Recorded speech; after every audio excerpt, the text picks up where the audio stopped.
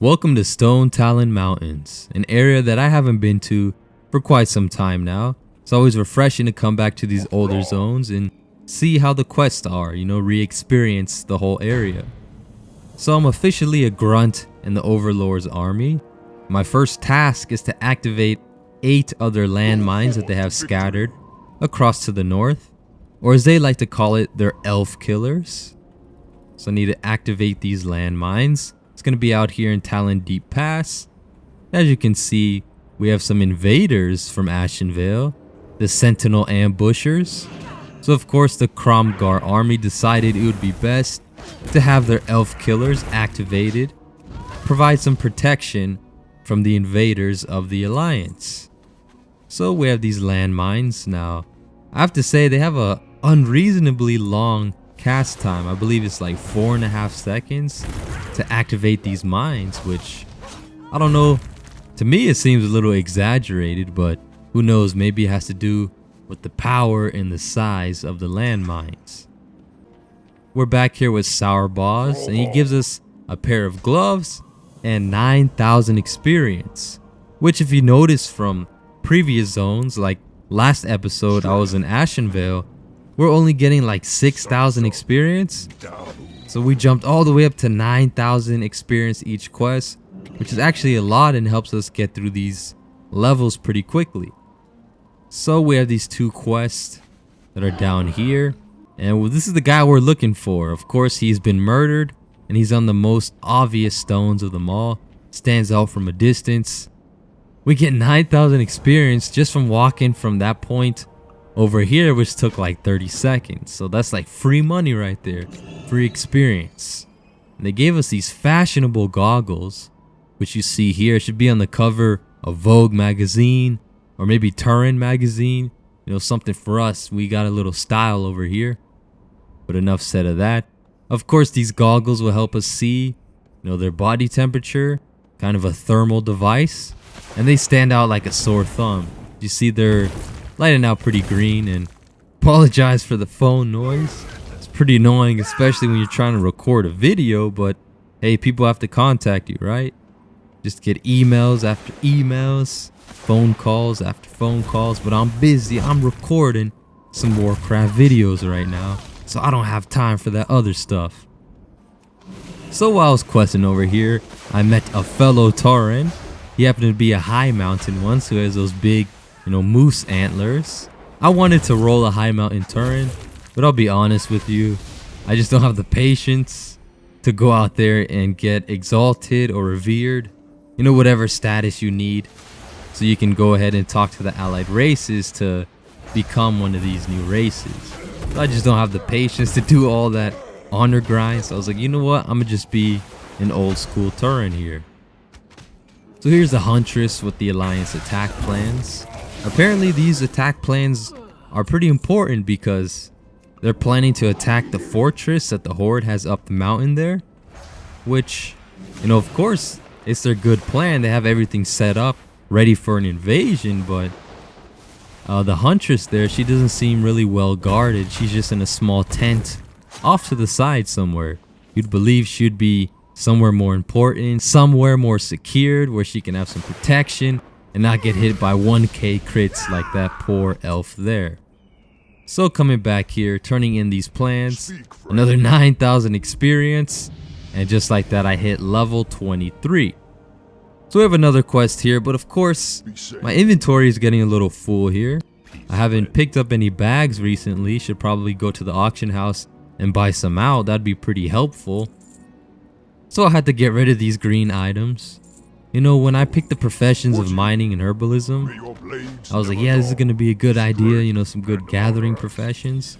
But honestly, it seems like disenchanting would be pretty useful because you're always getting reward items that you can disenchant.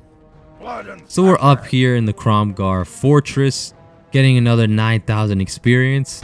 And as you can see, I'm already up to 42%, and I just hit level 23 less than like 5 minutes ago. During the time of this recording, I just went from there, traveled all the way up here, so I'm already halfway into the next level, which is pretty crazy. So for Kromgar Fortress, They have plenty of quests to offer. They even have their own quartermaster. And I hit 100 quests complete. So apparently if you have, you're mostly geared with heirloom gears. So after about 100 quests, you get to around level 23 and a half, it seems. So I take this Marshall Paltrow down in his little blue tent. Like I'm saying, you have these important characters in these little tents in the middle of nowhere. I mean, that's how they get killed easily, and that's how we get their battle plans. For the next part of these quests, I of course have to kill 20 Alliance soldiers and also burn down their tents with this green flame. I've never seen anything like it before. Usually if you have a flamethrower, of course it's red, sometimes blue, depending on the heat, but green, that's a new thing for me, and I have to say it does look pretty incredible. It does look like fire, but it kind of looks like a plague effect that you'd see like in the Eastern Plague Lands or something. They pull out these plague cannons and just make everything dead.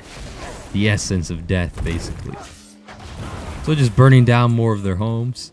Looks like they just ran around. You're like, you know what? This seems like a good spot to put down some tents around this kind of deforested area here. As you can see, a lot of trees have been cut down. I don't know why, but it kind of has a spooky vibe to it, Kind of looks like Ghostlands, but instead of all the kind of dark elements of the Ghostlands, it has like more of a Barrens kind of look to it. But for the quest, we have Dream of a Better Tomorrow. We have to collect these mechanized elements, starting with the air that can be found in this tent. And then we're off to find the fire, the mechanized fire, which is in the center of the battlefield. I don't know if they're just hiding it here or something, but it's just chilling right there. And now off to the lake, a little more north, we have the element of ice just sitting here. So we need to go up here with the Venture Co people, having a crazy fight with this builder and just taking a beautiful look at the area surrounding us, having plans to one day take over this area and be king of the land or something like that. So we have this guy here, Mr. Wrench Whistle. He seems to be the man behind the plan here, guarding this war apparatus, which kind of has a Fallout and Bioshock vibe to it. As you'll see later, there's a quest. It's actually a pretty good reference to the game Bioshock, if you've ever played that one. I'll show you guys that in a bit. We have this guy here, Cragjaw. He's the only predator in this lake. He owns this area and he looks pretty terrifying, He looks like something you would see down in the deep sea. Like you go like a million feet underwater or however deep it is, I don't know. But you go pretty deep down and this is what you'll find down there. And collect his huge teeth, of course, with the help of a fellow shaman, Mr. Bananers. It seems like that's an awesome name, man. If only I came up with the name Bananers, I'd be like Mr. Bananers the Shaman. But we're collecting our rewards here. I usually just pick the one that gives me more money if there's no upgrade there. And I hit level 24 just like that, because these quests offer so much experience. It's so hard to not level up here. So after completing that quest, gathering all the war apparatuses and the elements of life, we're given this suit. And I'm pretty sure it was referred to as the Big Daddy. So like I was saying, it's referring to the game called Bioshock, where you have these things that look like the Shredders basically, with the whole war apparatus helmet and all that stuff in the game, and they're called like the Big Daddies. Here it's called the Big Daddy 2 or something like that. But yeah, you have the fire and the ice ability, and you just create a lot of chaos with this beautifully terrifying machine. So back up here in the fortress, just finishing off the quest, we get 9,700, basically 10,000 experience, plus 2 more quests that give me another approximately 10,000 experience, plus another item. And you guys just saw like a minute ago, I just hit level 24, and this is after like 5 minutes of gameplay. So within like a 10-minute span of the gameplay, I hit almost 2 levels. Like you see, I'm 77% of the way, right almost to level 25. So this has been going very quickly. But anyways, that's all for today. Thank you for watching. Thanks for listening, and I'll see you in the next video.